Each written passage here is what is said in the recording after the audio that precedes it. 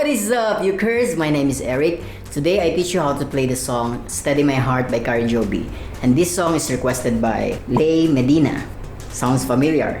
Is that my picture? That's my picture because she is my soon-to-be wife. So she requested the song. And I think this is one of her favorite songs of Kari Jobe. Also, I'd like to say thanks to Khalifa for giving me picks. He visited a guitar store, I guess, and he bought these picks. Yan. Maraming salamat, Kobkun Kap. And before we proceed with the song, we'd like to give a shout out to those who would like to receive a shout out. Comment lang po kayo sa baba. Please comment down below. At first, I didn't know the purpose of this shout out, but when someone shouted out for me, I feel like happy.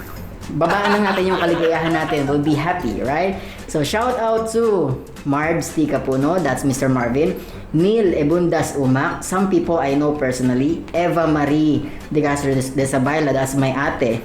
Jessiny C. Birad, si Ate Burns, Esquibel Capuno, si Du Sausa.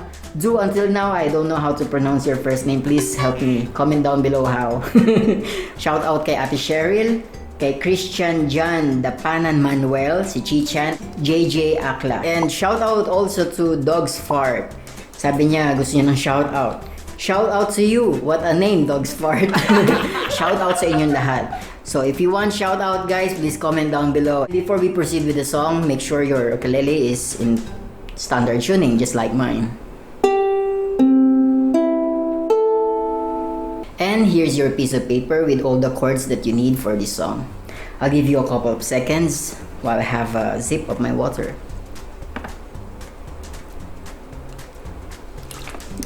It's an easy song. We are playing in key of G. Let's begin! Okay, let's proceed with our strumming pattern. Strumming pattern of the song, we only use two. Okay, two strumming patterns. First is the down, down, down, down, down, down, down. 1 and 2 and 3 and 4. 1 and 2 and 3 and 4. Lahat sila down. And we're using palm muting technique. You are kneading this part of your palm. Put it right here, stopping the vibration of the strings. And while you're hitting the strings like this. So it goes like 1 and 2 and 3 and 4 and 1 and 2 and 3 and 4 and 1 and 2 and 3 and 4 and 1 and 2 and 3 and 4.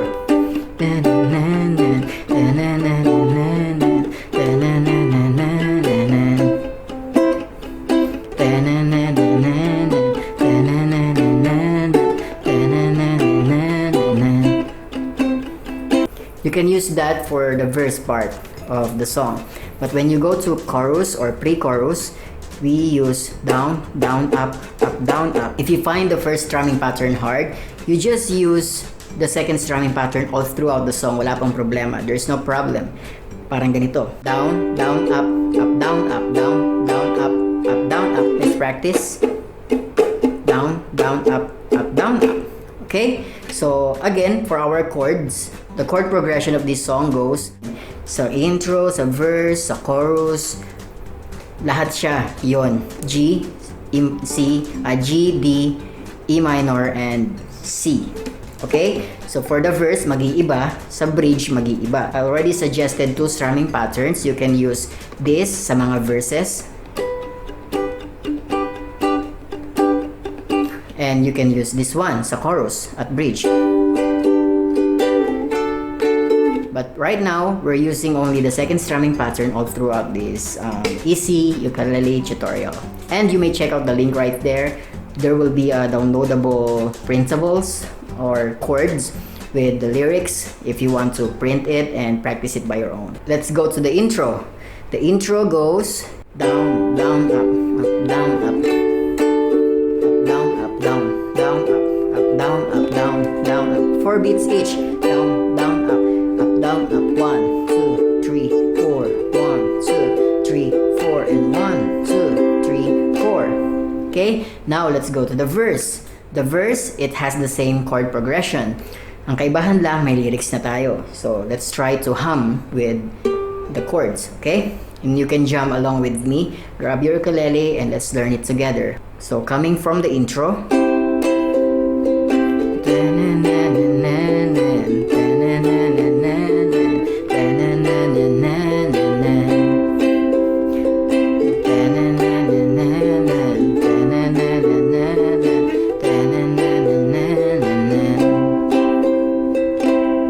after this, we are now going to the pre-chorus. Of course, if you're a girl playing this song, the pitch is the higher octave, diba?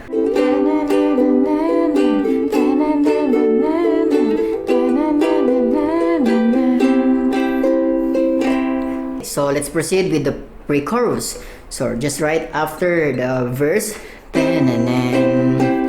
but you're here, down, down, up, and you're near,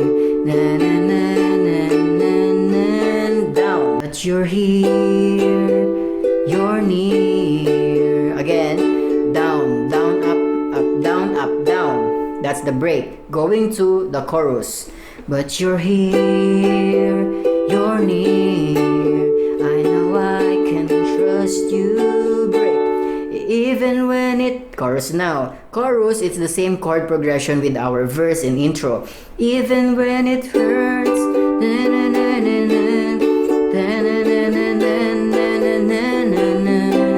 I will run to you. Lover of my soul, of my scars. You steady my heart. You steady my hand.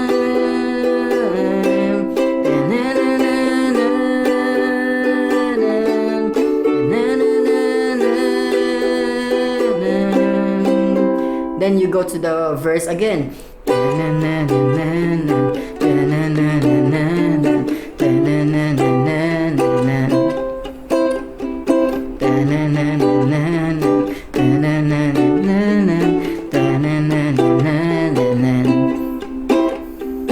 Okay, so again, you can strum it like that. Down, down, down, down, down, down, down. With your palm on the strings, stopping the vibration. Or the regular strumming pattern. Down, down, up, down, up. Okay? It's up to you, wherever you are comfortable of. Yun na lang ang gagamitin natin. We're going to the pre-chorus again. And you're here, you're near. I know I can trust you. Down. Even chorus again. When it hurts. Dali lang, di ba? Very easy. I will run to you. Lover of my soul, healer of my scars. Steady my up, down, up, down, down, up. Steady my heart. Up, down, up, down, down, up. Again, down, up, down. Down, down, up, down, up, down, down, up, down, up. And we are now in the bridge, and that is the last part of the song. And after the bridge, just repeat the chorus or the pre-chorus. And let's proceed with the bridge of the song. For the bridge part, we're using E minor, G, A minor, and C. 4 beats each. So it goes like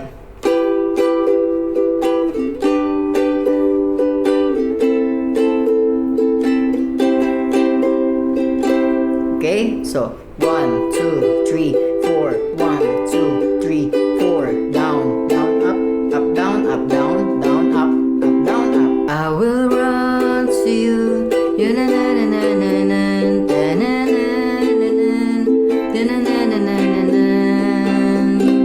You steady my heart.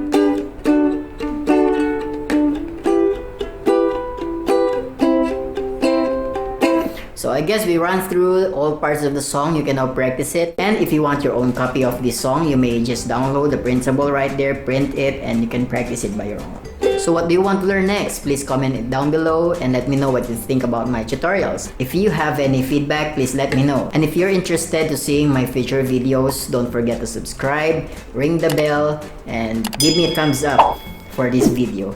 Maraming salamat po. Hanggang sa muli nating pagkikita. Paalam!